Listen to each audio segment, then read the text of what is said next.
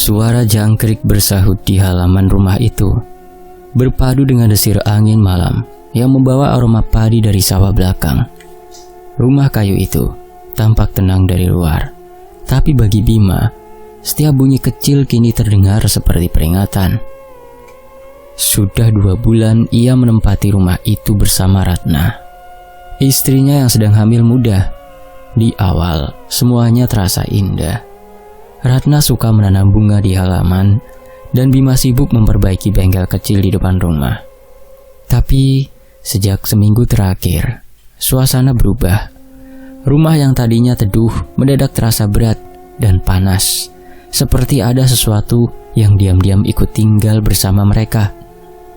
Malam itu, Ratna terbangun karena mendengar sesuatu di atap. Suara ledakan dan langkah pelan. Tap, tap, dum. Disusul tangisan perempuan yang parau. Bima bergegas keluar dengan senter, menatap atap rumah yang bergoyang pelan diterpa angin.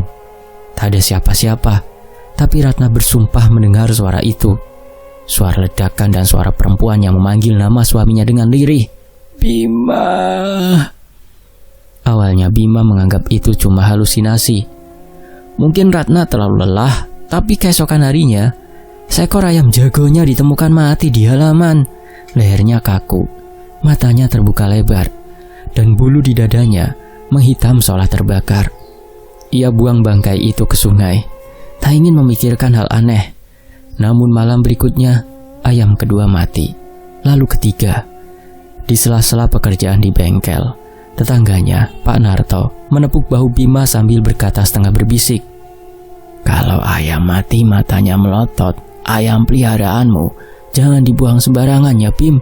Itu bukan sakit, tapi tanda-tanda kiriman." Bima tertawa hembar. "Kiriman apa Pak?" Pak Narto menatapnya lama, lalu menjawab pelan, "Teluh. Biasanya dari orang yang masih nyimpen rasa, entah cinta entah benci." Bima terdiam, kata-kata itu menusuk. Dan entah kenapa, nama Lestari langsung terlintas di benaknya. Lestari, mantan istrinya, perempuan yang dulu pendiam tapi punya tatapan tajam yang sulit dilupakan. Mereka menikah 5 tahun tanpa anak dan berpisah karena hal sepele yang akhirnya membesar. Rasa iri, fitnah, dan keluarga yang ikut campur. Saat bercerai, Lestari hanya berkata, "Kau akan mengingat aku meski tubuhku tak lagi di sampingmu." Bima mencoba mengusir bayangan itu, tapi semakin malam, semakin banyak tanda yang tak bisa dijelaskan. Tiap tengah malam, bau kemenyan samar mengambang dari bawah tempat tidur. Kadang terdengar seperti suara kendi yang jatuh pelan di ruang tengah. Ratna sering mengeluh mual tanpa sebab, bahkan sempat pingsan di dapur dengan tangan memegang perutnya. Suatu malam, Bima terbangun karena mendengar langkah kaki dari dapur. Ia menyangka Ratna ke kamar mandi, tapi saat menoleh, Ratna masih tidur di sampingnya. Ia bangkit pelan, mengambil senter, lalu berjalan menembus gelap. Suara itu berhenti di depan dapur, lalu muncul aroma kemenyan menyengat, bercampur bau bunga melati layu. Ketika cahaya senter menyorot lantai, Bima terpaku. Ada jejak kaki basah dari arah pintu belakang menuju kamar mereka. Ketika ia menoleh ke arah ranjang, Ratna duduk tegak, wajahnya pucat, matanya kosong menatap ke arah pintu. Dengan suara serak, ia berbisik, "Ada perempuan berdiri di sana, rambutnya panjang, bawa kendi." Senter di tangan Bima bergetar. Ia tak melihat siapapun, tapi angin tiba-tiba berembus kencang dari jendela yang tertutup. Tirai berkibar, dan di sela-selanya tercium bau tanah basah, aroma khas kuburan setelah hujan. Esok paginya, Ratna diam saja di teras. Ia memandangi sawah jauh di belakang rumah sambil menggenggam sapu lidi. Ketika Bima menghampiri, perempuan itu hanya berkata, "Kalau malam jangan keluar rumah, ada yang datang mencari." Bima merasa darahnya dingin mendengar kalimat itu, tapi ia berusaha tegar. Ia mulai menaruh garam di setiap sudut rumah, seperti yang diajarkan orang tua dulu.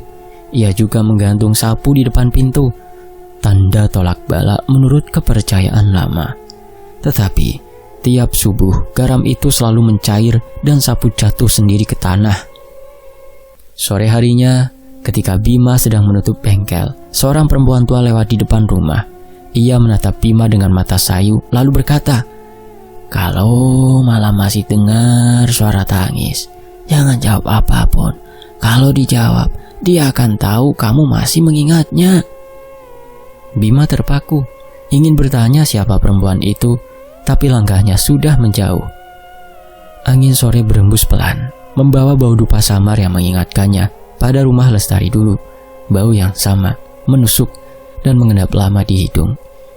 Malam itu, Bima tidak bisa tidur. Dari langit-langit terdengar suara tangisan lagi. Kali ini lebih dekat, lebih jelas, dan terdengar seperti seseorang yang memanggil penuh rindu. "Bima, aku di sini."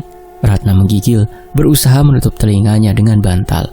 Sementara Bima hanya bisa menatap langit-langit rumahnya yang bergetar pelan, seperti ada sesuatu di atas sana, menunggu, mengintip, dan mengingatkan bahwa masa lalu tak pernah benar-benar mati. Pagi di rumah Bima kini terasa muram. Ratna terbaring di kamar dengan wajah pucat seperti kain pualam. Keringat dingin menetes dari pelipisnya. Di lengan dan lehernya muncul lebam keunguan yang makin hari makin banyak. Ia jarang bicara, hanya memandangi langit-langit dengan pandangan kosong. Bima sudah membawa istrinya ke puskesmas 2 kali, tapi dokter hanya berkata ringan, tidak ada kelainan, mungkin kelelahan atau tekanan darah yang rendah. Namun, batin Bima tahu, ini bukan sakit biasa. Ia melihat sendiri, setiap malam Ratna menggigil hebat sambil menggenggam perut, seolah ada sesuatu yang bergerak di dalamnya. Suatu pagi saat merapikan tempat tidur, Bima menemukan sesuatu di bawah bantal Ratna. Segumpal rambut panjang bercampur tanah lembab yang berbau amis. Ada butiran kecil seperti abu di dalamnya, dan ketika disentuh, terasa dingin, seperti baru diambil dari kuburan. Jantung Bima berdegup keras. Ia membungkus benda itu dengan kain dan membuangnya ke sungai. Tapi entah mengapa, sepanjang jalan, ia merasa ada yang mengikutinya dari belakang. Sejak malam itu, Ratna semakin parah. Ia mulai mengigau, menyebut nama seseorang di antara tidur dan sadarnya. "Lestari, jangan ganggu aku dan suamiku." Nama itu membuat Bima tak bisa tenang. Ia berusaha menepis pikiran buruk, tapi semakin ditolak, semakin nyata bayangan masa lalunya datang. Lestari, mantan istrinya, dulu perempuan yang lembut dan penyabar. Tapi sejak mereka bercerai, Bima tak pernah berani menengoknya lagi. Ia dengar kabar bahwa Lestari tinggal sendirian di rumah tua peninggalan orang tuanya. Rumah yang berdiri di tepi sungai kecil di ujung desa, tak jauh dari kebun bambu. Dari obrolan warung kopi, Bima mendengar kabar lain yang membuat darahnya berdesir. Warga bilang, tiap malam Jumat, Lestari sering terlihat berjalan ke arah kuburan sambil membawa kendi tanah liat dan bunga 7 rupa. Ia duduk lama di dekat makam tua sambil berbisik pelan, memanggil nama Bima, Bima, Bima, berulang-ulang hingga fajar tiba. "Dia tidak gila," kata salah satu warga tua, "tapi hatinya sudah diserahkan. Mungkin bukan pada Tuhan, tapi pada sesuatu yang lain." Kalimat itu menancap di kepala Bima sampai malam tiba. Ia tidak tahan menunggu lebih lama. Ia harus tahu apa yang sebenarnya dilakukan Lestari. Malam itu, Bima berjalan sendirian menuju ujung desa. Bulan separuh mengintip dari balik awan. Cahyanya redup menimpa jalan tanah yang becek. Semak-semak di kiri kanan bergerak pelan diterpa angin. Dan dari kejauhan terdengar suara jangkrik bersahut seperti merapal doa panjang. Rumah Lestari berdiri di antara pepohonan bambu, tua dan suram. Cat dindingnya mengelupas, dan jendela kayunya tampak seperti mata kosong yang mengawasi. Pintu depan tertutup, tapi dari dalam terdengar suara gamelan pelan, bunyi saron dan gong yang seolah datang dari dunia lain. Bima menahan nafas, lalu melangkah mendekat, mencari celah di jendela. Cahaya temaram dari lampu minyak menari di dinding. Di tengah ruangan, Lestari berdiri. Rambutnya panjang terurai, pakaiannya serba putih, dan di hadapannya ada kendi tanah liat yang berasap tipis. Bau dupa dan melati menguar tajam. Lestari bergerak pelan, seperti menari. Bibirnya komat kamit menyebut nama Bima. Bima, kau tega tinggalkan aku. Kau mengingkari janji. Bima terpaku. Ada sesuatu yang aneh pada wajah Lestari. Pucat, tapi matanya kosong, seolah tak melihat dunia ini. Setiap kali ia menggerakkan tangannya, asap dari kendi itu menggulung ke atas, membentuk bayangan samar seperti wajah Bima sendiri. Bima ingin memanggilnya, tapi lidahnya keluh, tubuhnya kaku, jantung berdebar. Ia hanya bisa memandangi perempuan itu yang semakin cepat menari, semakin keras memanggil namanya, hingga kendi di depannya bergetar hebat. Tiba-tiba terdengar suara pecah. Kendi itu retak dari atas ke bawah. Dari celah retakan keluar asap hitam pekat yang menggulung deras. Asap itu melesat ke arah jendela, menembus kaca, dan menghantam dada Bima sebelum ia sempat menyingkir. Tubuhnya terpental ke belakang, matanya berkunang. Ketika berusaha berdiri, ia merasa ada sesuatu yang masuk ke dalam tubuhnya. Dingin, berat, dan berdenyut seperti nadi asing. Nafasnya tersengal. Dari kejauhan, ia masih mendengar suara Lestari, pelan tapi menusuk telinga. Aku sudah menemuimu kembali, Bima. Sekarang kau tidak akan bisa pergi. Bima limbung, matanya berair karena perih. Ia berlari pulang dengan langkah terseok, meninggalkan rumah tua yang kini gelap total. Tapi setiap kali ia menoleh, ia merasa seperti ada bayangan perempuan berjalan mengikutinya dari kejauhan, membawa kendi yang kini tak lagi utuh. Dan malam itu, angin di desa Kedung Rejo terasa lebih dingin dari biasanya, seolah tanah sendiri sedang menyimpan sesuatu yang baru saja terbangun. Hari-hari berikutnya, hampir tiap malam Ratna terbangun sambil menjerit, matanya membelalak, wajahnya basah oleh keringat. Suaranya serak ketika berteriak, "Pergi Lestari, jangan tarik aku, jangan bawa aku." Tubuhnya menggigil, dan setiap kali Bima mencoba memeluknya, hawa dingin luar biasa menjalar dari kulit Ratna ke tubuhnya sendiri. Di kamar, lampu sering padam sendiri, cermin di dinding retak tanpa sebab, dan kadang dipantulkan kaca yang pecah itu. Bima melihat bayangan perempuan berdiri di belakangnya, berambut panjang, mengenakan kain putih, tapi tanpa wajah. Suatu malam, piring-piring di dapur pecah sendiri seolah dilemparkan oleh tangan tak terlihat. Angin berembus lewat sela pintu, membawa suara yang menyerupai bisikan. "Kau milikku, Bima. Kau sudah berjanji, aku yang pertama." Bima kehilangan kendali. Ia duduk di teras hingga pagi. Wajahnya kusut, mata merah, tubuh lemas. Setiap suara kecil membuatnya tersentak. Ia tak berani tidur, takut mimpi yang sama datang lagi. Ratna diseret ke sumur tua oleh sosok perempuan berambut kusut.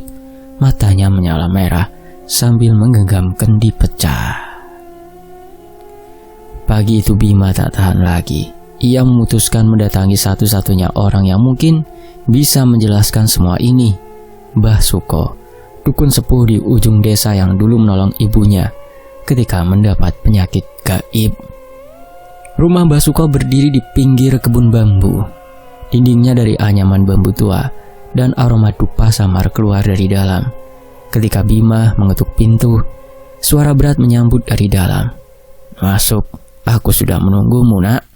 Bima terpaku sejenak. Ia tak pernah memberitahu siapapun, tapi Mbah Suko tahu namanya, tahu kedatangannya. Ia melangkah masuk perlahan. Di dalam ruangan gelap itu hanya ada satu pelita kecil dan rak kayu penuh botol jamu, bunga kering, dan kendi tanah. Mbah Suko duduk bersila, matanya tajam tapi tenang. "Aku tahu kenapa kau datang," katanya lirih. "Kau dibayangi sesuatu yang tak bisa kau tinggalkan. Kau pikir perceraian memutus semua ikatan?" Bima menunduk, menahan perasaan yang sejak lama ia sembunyikan. Saya tidak berniat melukai mantan saya, Mbah. Tapi dia masih datang. Basuko menghela nafas panjang. Kamu bukan cuma meninggalkan Lestari, Bima. Kamu meninggalkan janjinya. Ketika kalian menikah dulu, dia menanam separuh jiwanya di dalam dirimu. Itu bukan pernikahan biasa. Itu ikatan sukma yang diikat lewat darah dan doa di bawah bulan malam Jumat Kliwon. Bima menatap dukun tua itu dengan wajah bingung. Saya tidak tahu apa-apa tentang itu, Mbah. Basuko tersenyum tipis. Tapi Lestari tahu. Dan kau ikut dalam ritualnya tanpa sadar. Ingat malam sebelum kau menceraikannya? Bima terdiam. Ingatan lama muncul perlahan. Seperti bayangan dari masa lalu yang disapu kabut. Malam itu hujan turun deras. Mereka duduk di teras rumah lama, di antara bau tanah dan dupa. Lestari memegang kendi kecil dari tanah liat, diisi cairan merah pekat yang belakangan Bima tahu itu adalah darah ayam jago. Dengan mata berkaca-kaca, Lestari berkata, kalau cinta ini berakhir, biarkan kendi ini yang pecah, bukan hati kita. Jangan pernah jatuh cinta lagi sebelum kendi ini retak di tanganmu sendiri. Bima tidak menanggapi. Ia mengira itu sekedar simbol perpisahan. Tapi malam itu ketika ia menutup pintu dan meninggalkan rumah, ia mendengar suara kendi itu bergetar di meja dan ia pura-pura tak peduli. Kini mendengar penjelasan Mbah Suro, bulu kuduknya meremang. Jadi Lestari benar-benar mengikat jiwanya padaku? Basuko mengangguk pelan. Dan selama kendi itu belum pecah, dia akan terus terikat padamu. Cintanya berubah menjadi amarah. Amarahnya menjadi teluh. Kau tidak bisa lari dari sesuatu yang dulu pernah kau terima dengan darah. Bima meremas rambutnya sendiri. Tapi Ratna tidak salah apa-apa, Mbak. Kenapa dia yang jadi korban? Kenapa dia yang jadi sasaran? Karena sukma Lestari tak ingin digantikan. Jawab Basuko dingin. Roh yang terikat cinta tak kenal logika. Ia ingin utuh, ia ingin kembali, dan ingin kau sendiri yang datang memutusnya, bukan orang lain. Bima terdiam lama. Suara bambu di luar bergerak, bergesek lembut, tapi di telinganya terdengar seperti bisikan nama yang familiar. Bima, kau sudah berjanji tak akan mencinta lagi? Air mata menetes dari matanya tanpa disadari. Ia memejamkan mata, menyesali hal-hal yang dulu ia anggap sepele, ucapan, janji, dan ritual yang kini menuntut nyawa yang ia cintai. Basuko berdiri, menyalakan kemenyan dan berkata lirih, kalau kau masih menyimpan kendi itu, waktumu tinggal sedikit. Sebelum malam Jumat berikutnya kau harus menebus janji lama, atau Ratna akan menjadi gantinya. Suara itu tenggelam di antara desir angin, meninggalkan Bima dalam kesunyian yang mencekam. Di antara penyesalan dan rasa takut yang mulai tumbuh menjadi sesuatu yang jauh lebih gelap dari sekedar teluh. Malam Jumat Kliwon itu turun dengan sunyi yang berat. Angin bertiup dari arah timur membawa aroma anyir seperti darah basi. Di dalam rumah, Basuko duduk bersila di tengah ruang tamu yang lampunya sudah diganti dengan pelita minyak jarak. Asap kemenyan menebal, berputar pelan seperti sedang mencari jalan keluar. Bima berlutut di depannya, menggenggam kendi kecil yang dulu diberikan Lestari bertahun-tahun lalu. Kendi itu kini tampak lebih tua, berlumut di bagian bawahnya dan mengeluarkan aroma besi yang tajam. Ratna istrinya terbaring di ruang dalam dengan tubuh lemah, nafasnya satu-satu, dan di pelipisnya muncul guratan hitam seperti urat membusuk. Waktumu sempit, ujar Basuko lirih sambil menaburkan bunga 7 rupa di sekitar kendi. Ritual dimulai saat jam menunjukkan pukul 11 malam. Basuko menancapkan dupa di 4 penjuru rumah, menyalakan lilin putih, lalu membaca mantra dengan suara serak seperti bisikan orang mati. Suara jangkrik di luar rumah mendadak berhenti, dan dari atap terdengar derit kayu seperti seseorang sedang berjalan di atasnya. Bima menahan nafas ketika melihat Ratna yang semula pingsan kini perlahan duduk sendiri. Matanya terbuka, tapi yang menatap bukan lagi istrinya. Pupil matanya memutih dan suaranya terdengar pelan, lirih, seperti perempuan yang menangis di dalam air. Bima, Bima. Suara itu membuat darahnya beku. Itu suara Lestari, pasti. Tangannya gemetar saat kendi di pangkuannya mulai bergetar. Retak-retak halus muncul di permukaannya. Basuko cepat mengambil seikat daun kelor dan menyentuh kening Ratna. Tapi Ratna menggeram seperti binatang. Lilin padam seketika. Angin kencang menerobos dari jendela belakang, membuat kain penutup meja terbang. Dari arah sumur terdengar langkah kaki basah, pelan tapi pasti, mendekat. Bima menoleh ke arah pintu dapur, dan di sanalah ia melihatnya. Lestari. Bukan lagi dalam rupa manusia, separuh wajahnya gosong seperti terbakar. Tapi separuh lainnya tetap cantik seperti dulu, dengan senyum yang dulu selalu membuat Bima luluh. Rambutnya basah meneteskan air hitam, dan di tangannya ia membawa kendi serupa, tapi pecah di bagian bawahnya. Dari lubangnya mengalir cairan merah pekat yang menetes ke lantai. Bima, suara itu serak dan gemetar. Kau lupa menepati janji. Aku menanam separuh jiwaku di dalam kendi itu agar kau tak berpaling, tapi kau buang. Kau campakkan cinta yang aku jaga dengan darahku sendiri. Bima tersentak. Matanya membulat. Aku tak tahu Lestari. Aku tak tahu semua ini akan berbalik begini. Lestari mendekat. Langkahnya seperti menyeret lumpur. Setiap tetes air yang jatuh dari rambutnya menimbulkan bau busuk yang menusuk hidung. Kau harus menanam kembali kendi itu di kuburan tempat cinta kita mati. Hanya di sana aku bisa diam. Basuko berdiri, menahan tubuhnya dengan tongkat. Jangan percaya pada arwah yang belum diterima bumi. Dia ingin menjeratmu kembali, Bima. Kalau kendi itu ditanam, bukan hanya dia yang tenang, kau juga akan ikut terkubur bersama janjinya. Bima menatap Ratna yang kini menggigil. Tubuhnya melayang sedikit dari lantai. Wajahnya berubah jadi perpaduan Ratna dan Lestari. Air matanya jatuh. Tak tahu harus memilih yang mana. Menuruti permintaan arwah mantan istrinya yang ternyata dia sudah menyerahkan jiwanya kepada iblis, atau menyelamatkan perempuan yang kini ia cintai, yang masih hidup di alamnya. Bima menggenggam kendi erat-erat, lalu berlari keluar rumah. Angin berputar mengikutinya. Suara Lestari terus menggema, memanggil namanya dari balik gelap. Ratna menjerit di dalam rumah. Suaranya menembus malam seperti tangisan yang tak akan pernah berhenti. Di belakangnya, asap hitam dari kendi yang pecah mulai menjalar ke dinding rumah, menelan cahaya pelita satu persatu. Seakan malam itu sedang menutup mata, menunggu apa yang akan terjadi di kuburan tempat cinta itu mati. Kabut malam menggulung tebal di jalan tanah menuju kuburan tua di ujung desa.